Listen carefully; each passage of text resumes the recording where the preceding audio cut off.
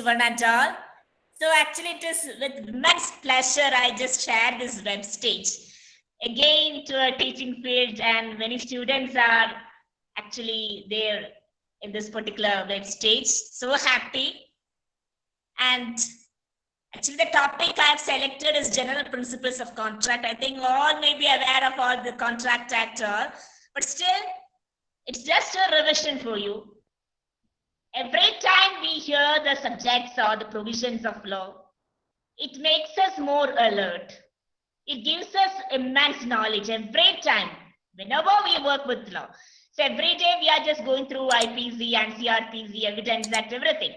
Every day we are just reading the provision, we are just getting new ideas, new interpretations. So whenever we get time and when we have a knowledge about this law, it will be very helpful. Not as far as my lecturing is concerned, I'm not stating about my lecture. Every classes, it will be very much, it will benefits, and it gives a very inspiring and motivation for you. That's my belief. I mean, regarding the other classes, I just don't know about my class. Anyway, whenever I'm not a teacher as such, every time I'm a student, still I'm a student, I can say. So every day I get some time, I just like to read some provisions or some cases, because whatever we read, whatever, even it's a single word, in our profession, especially in our law profession, it adds, it's a great advantage. Every single word, it gives us something, not only benefit, it gives something, a motivation, inspiration for us in every field of this profession. And now coming to our subject is the Contract Act. So first of all, I could say that every day, that's from sunrise to sunset, we are entering into different kinds of contracts. We are just hiring a bus, or we may be just going in a taxi or auto rickshaw. We are just purchasing many goods, or we are just repairing some articles. All these are dealing with different provisions of this contract. So the Indian Contract Act is very important, as it's an important branch of mercantile law. So today's world, it's a technological world. We have just entered into a technological world. So there are three kinds of business and contractual or trade transactions. So whenever we are just dealing with all such transactions, we are not aware that we are just entering into contract, that we are dealing with this Indian Contract Act. We may not think like, in that particular sense, but that is the truth. So every day we are entering into different kinds of these transactions, contractual transactions, but we are not aware. We are unaware. If some defects or some deficiencies there, then we'll think about different kinds of laws and Contract Act or some other laws as such. So Indian Contract Act, as it came into force on 1st September 1872. So there is another important act which was enacted in the very same year. I think, you all maybe know. It's Indian Evidence Act. It also came into effect in the year 1872. Likewise, Indian Contract was enacted and came into force on 1st September 1872. A very important year regarding regarding the law students. Because such a beautiful enactments as Indian Evidence Act and Indian Contract Act, we can't see such sort of enactments nowadays. The way they have just, in every, even in full stops or commas or everything, it is having a meaning. It is giving strength. When we see or when we just go through nowadays the acts, we may not get such a pleasure while reading, when we just go through this Evidence Act or Contract Act or the enactments before, independence. So, because all these acts, that is correlating to the present era too. So that is the predominance of all these acts. You just think about even Indian Penal Code. 511 sections are there. I don't think there cannot be any other offense Even we are just living in this technological era, only with regard to this technological aspect, some amendments need to be made, but no need of any other amendments. What about Indian Evidence Act? No need of such amendments, because that is actually having, it is an embodiment of everything, these laws. So we have to give a very big salute to those who have just materialized these enactments, and which actually these are all, such enactments are not there, what will be the condition? So this law and justice makes a person, makes a man noble. What will be the condition if these laws were not enacted? So that's what we have to think. So regarding the Indian Contract Act, there are general principles and also there are special contracts like indemnity or guarantee or pledge or bailment, agency. All these are specific contracts, but there are general principles.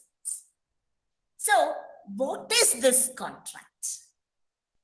What is contract after all? Contract means it is just an agreement between two or more persons, either to do or not to do a particular act. So always think that there should be two persons. For a contract, we cannot just contract ourselves. We cannot just enter into a contract myself. So there should be two persons. Very important. There should be a person who is making an offer and another person who is accepting. So two persons are essential for a contract. So it is an agreement that is entered between two or more persons, either to do an act or not to do a particular act. So here we should know that suppose I am offering my house to another person. He has accepted it. So I have offered. The other person has accepted. Then that became a promise. And that promise is what you call agreement. And if the other person has not purchased my property, I can approach the court. So it is enforceable. If that agreement is enforceable, then that is the contract. As in some many laws, no, I mean almost in every law, section 2 or 3, these are the definition clauses. Likewise, in Indian Contract Act, section 2 clause H clearly defines what is a contract. It's an agreement that is enforceable by law. So contract means it's an agreement, but that agreement should be enforceable by law. That makes an agreement a contract.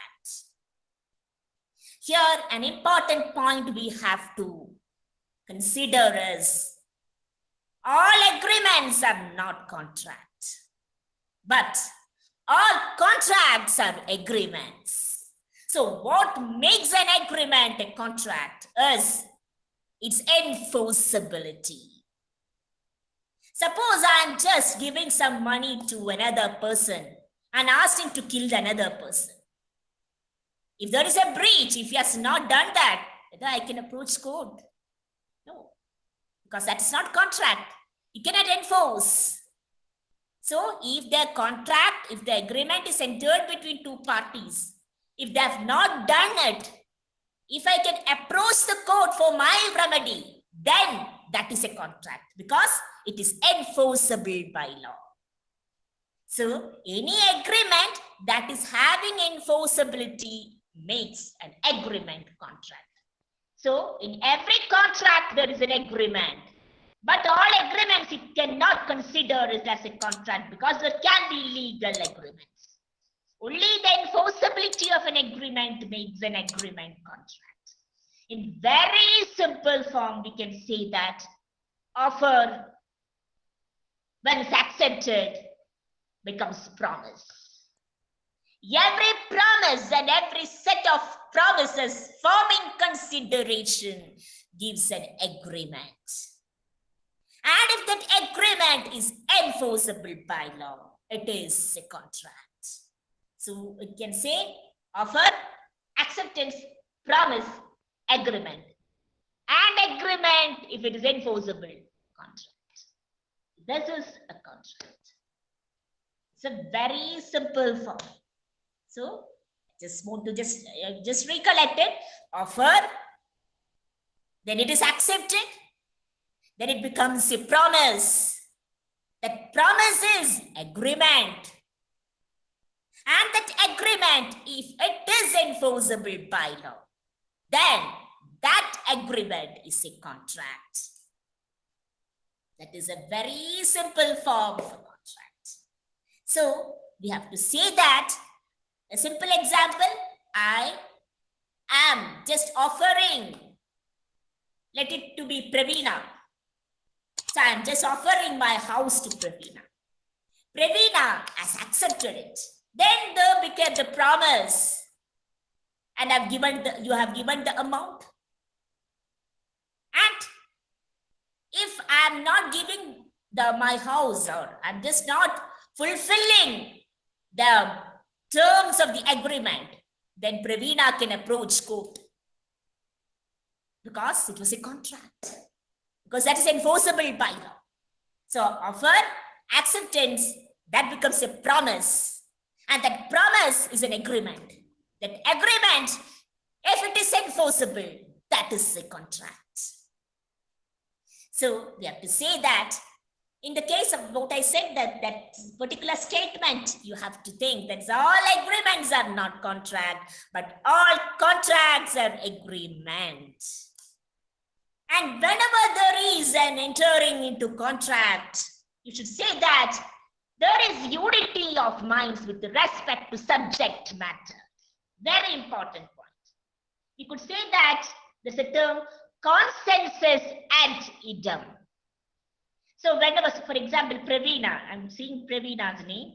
So when I and Pravina is entering into a contract, we should have a unity of minds with regard to my subject matter of this contract. Otherwise, it is not a contract. So that's a term we use, consensus ad idem.